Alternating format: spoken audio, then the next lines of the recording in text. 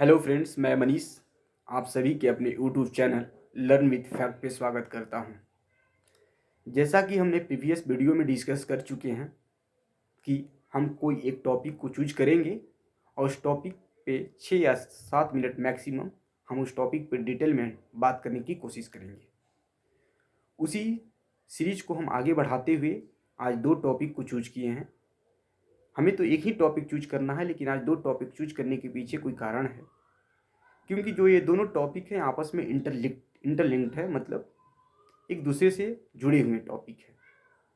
तो इसलिए सोचा कि दोनों टॉपिक को कवर करते हैं और अच्छे से समझते हैं कि क्या है।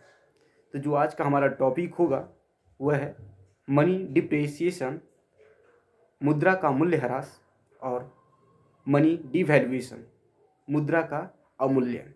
ये 2 टॉपिक क्या हैं, इनको जानने की आज की वीडियो में कोशिश करेंगे। लेकिन हम इसको स्टार्ट करने से पहले हम आपको बता देना चाहते हैं, जैसे कि हम आज के रोज़मर्रा की ज़िंदगी में आज हम जब अखबार खोलते हैं, जब अखबार पढ़ते हैं, तो अखबार के फ्रंट पेज की हेडिंग में ही लिखा होता है $1 equal to 22 rupees, $1 equal to 22 point something rupees, ऐसे लिखा होता है। हम तो जानते हैं, हम सुनते भी हैं कि मुद्रा आज हमारा कमज़ोर हुआ, मजबूत हुआ। ये क्यों होता है और कैसे होता है, ये 2 कॉन्सेप्ट आज हमको पूरी तरह से क्लियर कर देंगे। तो चलिए बिना समय को बर्बाद करते हुए हम अपने वीडियो की तरफ बढ़ते हैं।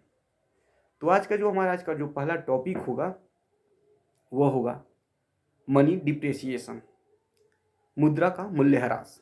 मुद्रा का मूल्यह्रास क्या होता है? आप सभी को पता होगा, मार्केट में 2 फोर्सेस काम करती हैं, डिमांड एंड सप्लाई। बाजार 2 शक्तियों पे चलती हैं, जिसको हम कहते हैं पूर्ति और आपूर्ति। यदि यदि मार्केट में डिमांड एंड सप्लाई की वजह से, मांग और पूर्ति की वजह से जब हमारी मुद्रा कमज़ोर या मजबूत हो तो हम मुद्रा का मूल्यह्रास बोलते हैं। तो आप पूछ सकते हैं, क्या इसमें सरकार का कोई रोल नहीं होता है? जी नहीं, इसमें सरकार का डायरेक्टली कोई इन्वॉल्वमेंट नहीं होता है। सरकार का इसमें कोई प्रत्यक्ष हस्तक्षेप नहीं होता है। क्यों नहीं होता है? क्योंकि यहाँ पे 2 फोर्सेज ही काम करती हैं, डिमांड एंड सप्लाई। हाँ, लेकिन इसमें सरकार यदि आपके मुद्रा कोष में, आपकी कंट्री में यदि जो रुपया है, डॉलर है, एन है, ये अलग अलग हो जाए, जब इनमें क्या कहते हैं पैरेलल न रहे, सिमिलरिटी न रहे, यदि मुद्रा के मुकाबले डॉलर अधिक हो जाए, डॉलर के मुकाबले रुपया कम हो जाए, यूँ कहें कि डॉलर अधिक या यदि कम हो जाए, तो वहाँ पे सरकार हस्तक्षेप या इन्वॉल्वमेंट करती है। जैसे कि यदि मुद्रा की मात्रा हमारे बाज़ार में कम हो जाए, तो जाहिर सी बात है कि हमारे रुपये की मांग घटेगी, हमारी रुपया कमज़ोर होंगी। जब किसी वस्तु, किसी चीज़ की सप्लाई कम होती है तो उसकी डिमांड, उसकी मांगें बढ़ जाती है। जैसे ही मुद्रा की मांगें कम, जैसी मुद्रा की सप्लाई मार्केट में कम होंगी, हमारी मुद्रा की वैल्यू बढ़ जाएगी। तो इसको नियंत्रण करने के लिए सरकार अपने फॉरेक्स से, विदेशी मुद्रा भंडार से कुछ डॉलर्स को मार्केट में छोड़ देती है। इसका विपरीत लेंगे, यदि मार्केट में यदि डॉलर बढ़ जाए तो सरकार रुपया और डॉलर को संतुलन बनाए रखने के लिए सरकार जो मार्केट में डॉलर अधिक होंगे उसको अपने फॉरेक्स रिजर्व में ले जाके जमा कर देगी। यहाँ पे डायरेक्ट इन्वॉल्वमेंट कर सकती है गवर्नमेंट, लेकिन बीच में डायरेक्ट इन्वॉल्वमेंट नहीं करेगी डिमांड एंड सप्लाई की केस में। तो यूँ कह सकते हैं, जब हमारा रुपया मांग और पूर्ति की वजह से कमज़ोर या मजबूत हो तो उसको हम मुद्रा का मूल्यह्रास कहते हैं। सर, दूसरा टॉपिक क्या है? Money devaluation. ये क्या है?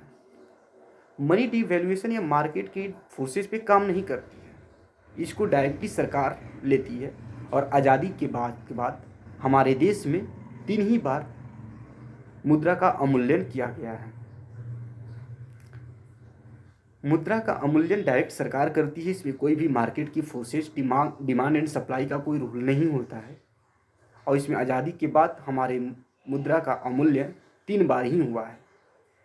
पहली बार जो मुद्रा का अवमूल्यन हुआ है वो 19 सितंबर 1956, 19 सितंबर 1956 में किया गया था। आपको जान के आश्चर्य होगा कि उस समय हमारी जो $1 इक्वल टू 1 रुपया होती थी, और हमको उस समय हमको पंचवर्षीय योजना लॉन्च करना था। हमको मनी की, पैसा की ज़रूरत थी। हमें ऋण दूसरे देशों से लेना था।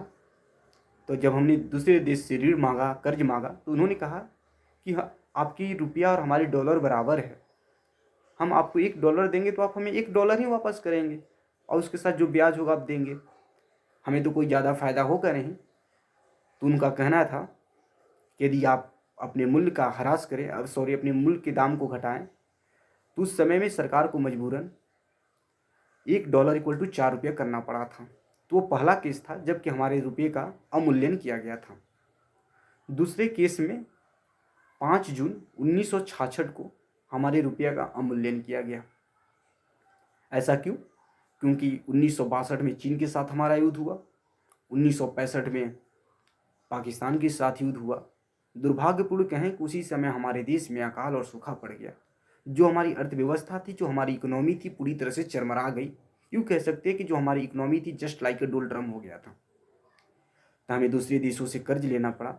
दूसरे देशों से कर्ज लेने के लिए हमें अपने देश की इकोनॉमी को सुधारने के लिए उस केस में मुद्रा का अवमूल्यन करना पड़ा, मुद्रा का डिवैल्यूएशन करना पड़ा। जो तीसरा केस है वह 1 और 3 जुलाई 1999 को किया गया था। यह वही साल है जब हमारे फॉरेक्स रिजर्व में, विदेशी मुद्रा भंडार में मात्र 7 दिन के पैसे बचे थे, $1.6 बिलियन, जो कि हम केवल 7 दिन किसी देश से आयात कर सकते थे, किसी वस्तु या किसी सेवा का। इतनी हमारी इकोनॉमी उस समय चरमरा गई थी कि हमें दूसरे देश से लोन लेना पड़ा। लेने के लिए हमारे मुद्रा का अवमूल्यन करना पड़ा। तो ये हमने आज की वीडियो में जाना कि मूल्यह्रास और मुद्रा का अवमूल्यन क्या है।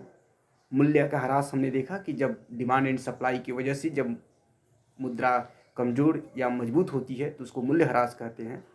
इसमें सरकार की कोई डायरेक्ट इन्वॉल्वमेंट नहीं होती है, और जो मुद्रा का अवमूल्यन है जो डायरेक्ट सरकार करती है। और भारत आज़ादी के बाद 3 बार ही मुद्रा का अवमूल्यन किया गया है, जो कि पहला है 19 सितंबर 1956 जब हमको पंचवर्षीय योजना लाना था।